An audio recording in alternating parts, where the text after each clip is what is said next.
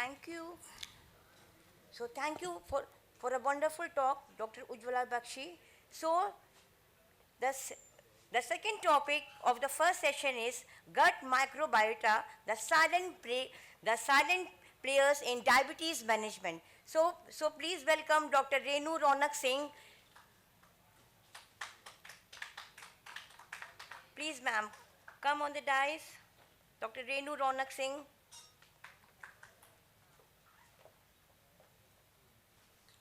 Thank you very much, ma'am, for the introduction.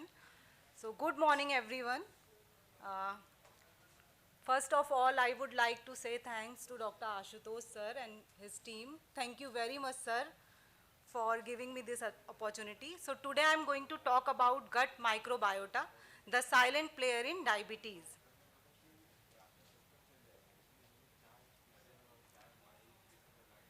How will, slide is not moving?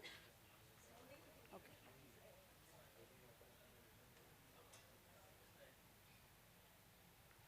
Anyone can help me? Slide is not moving? Okay, thank you.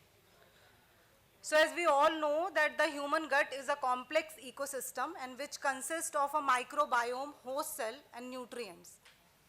Bacteria which enters the body at the time of birth, growing in the diversity and numbers to resemble the adult composition by around 2 to 3 years of the age.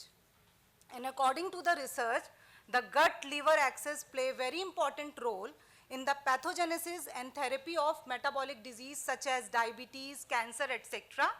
And it has been also reported that the gut microbiota between adults with the diabetes and non-diabetic subject is quite different.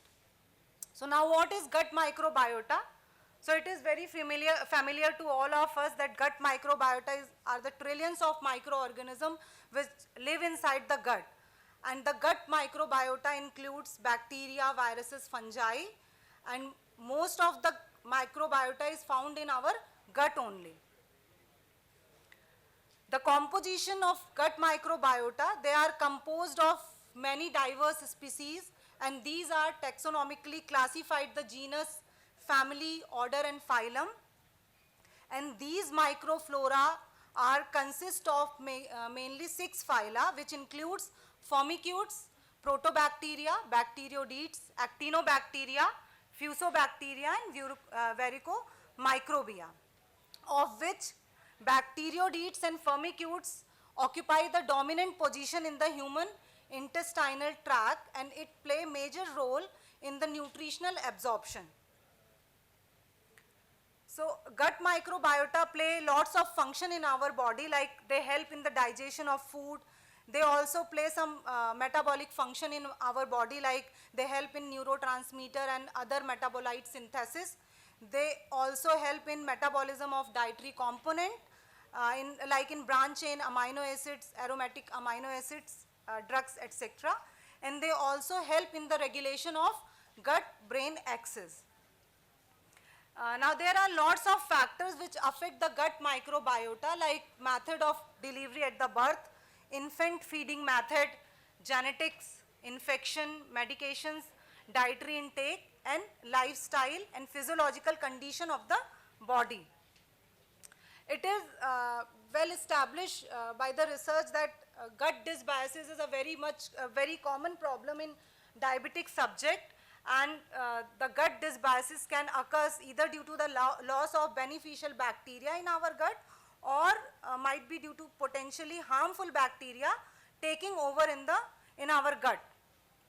So these are the some complications with the gut microbiota dysbiosis, which includes diabetes-induced cognitive impairment, diabetes-induced reproductive system damage, diabetic peripheral neuropathy, diabetic macrovascular complications. So you all can see that most of the complications which occurs in diabetes, it has been associated with the gut microbiota dysbiosis only.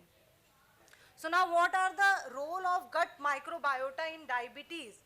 So we all know that the gut microbiota which is present in intestinal tract, they help in the fiber fermentation, and which leads to the production of short chain fatty acid, which includes butyrate, propionate, and acetate. And these short chain fatty acids involved in the activity of colonic cells and the regulation of appetite, insulin response, and inflammatory process. And according to the research, the reduction in butyrate producing species is one of the most common feature which is responsible for the onset and development of type 2 diabetes. We see the role of short chain fatty acid in the next slide, how it help in controlling glucose homeostasis in the diabetic subject. So you all can see in this slide, after the fermentation of dietary fiber, it produces acetate, propionate and butyrate short chain fatty acid, and which stimulate the GPR 41 and 43 molecule synthesis from the epithelial cell of the gastrointestinal tract, and which target the L cell, and from L cell it increase the synthesis of PYY and GLP-1 hormone, and this PYY and GLP hormone influence the function of liver, pancreas, adipose tissues, muscles and intestine. So the PYY and GLP hormone in the liver, they help the reduce lipid accumulation and reduce glucose production and reduce lipogenesis in the liver cell, and in pancreas this will increase the beta cell function, by which it also increase the insulin secretion from the beta cell. In adipose tissue, it will help release leptin hormone, and which will increase the energy expenditure and also reduce inflammation, and it will also reduce lipid accumulation. In muscles, it will increase mitochondrial function, and by which it will increase the insulin sensitivity.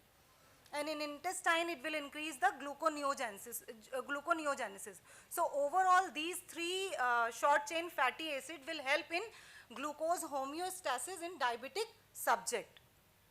Now, what are the food intake which affect in dysbiosis in diabetic subjects?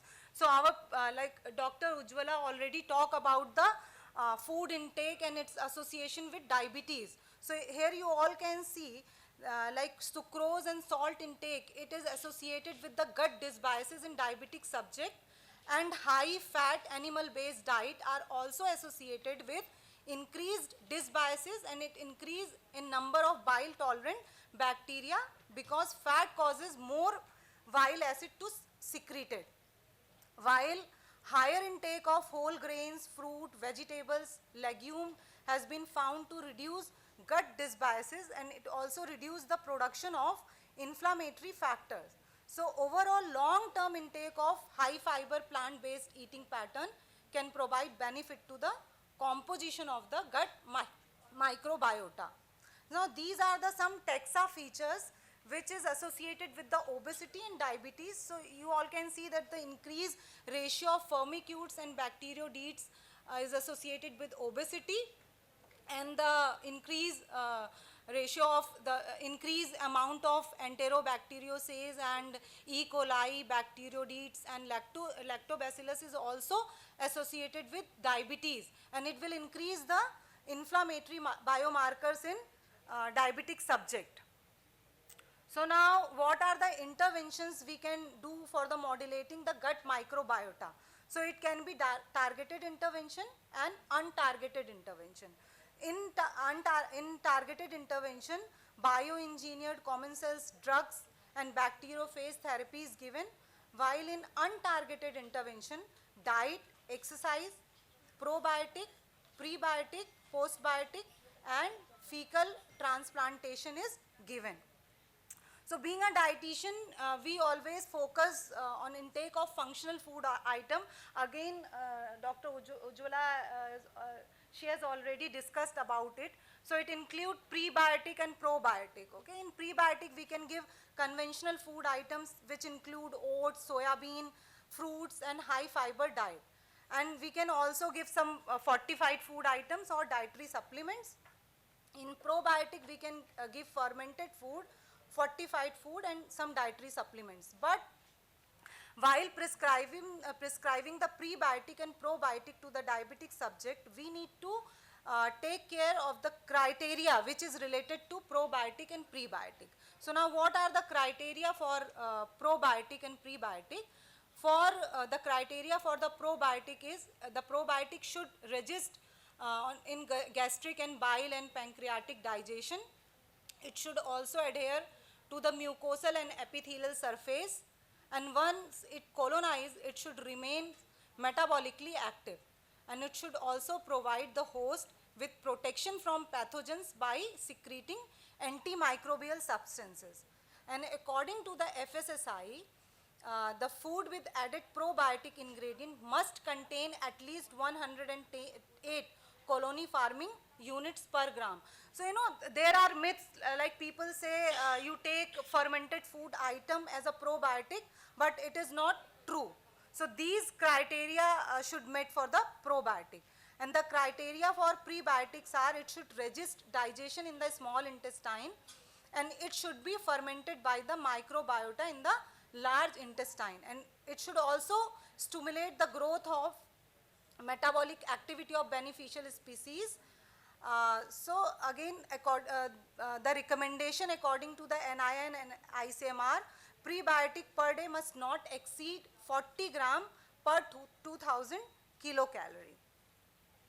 Now what is the mechanism of action of probiotic when diabetic subjects take? So here you all can see intake of probiotic always help in balance of gut bacteria, and it will reduce the inflammation of diabetic subject, and by reducing inflammation it will also reduce oxidative stress and improve insulin sensitivity. It will also regulate glucolipid metabolism, and by which it will lower lipid profile of diabetic subject. And lastly, it will increase adiponectin and leptin levels, and by which it will improve glucose absorption and leading to enhanced insulin sensitivity. So overall, probiotic administration along with the prebiotic will improve insulin level in the fasting, will also improve plasma glucose level, it will improve HbA1c level, and it will reduce oxidative stress in diabetic subjects. And so now here are some commonly used probiotic organisms, which includes Lactobacillus, Saccharomyces, Bacillus, Clostridium, Streptococcus, and Bifidobacterium. So the take home message is we should always focus on dietary choices which can help to promote a diverse and healthy gut microbiota, and which will also potentially improve metabolic outcome, and it will reduce the complications which is associated with the dysbiosis by enhancing glucose homeostasis in the diabetic subjects. So overall, the combination of drug therapy with probiotic and probiotic can improve hyperglycemia and obesity in diabetic subject. But it is important when we are doing intervention for probiotic, at least we should give it for at least 3 months. Then only you can see the changes in diabetic subject. So with this, I would like to conclude my slide. Thank you very much, everyone. Thank you, Dr. Renu, for completing within time and sharing such a nice insight about gut microbiota. Thank you.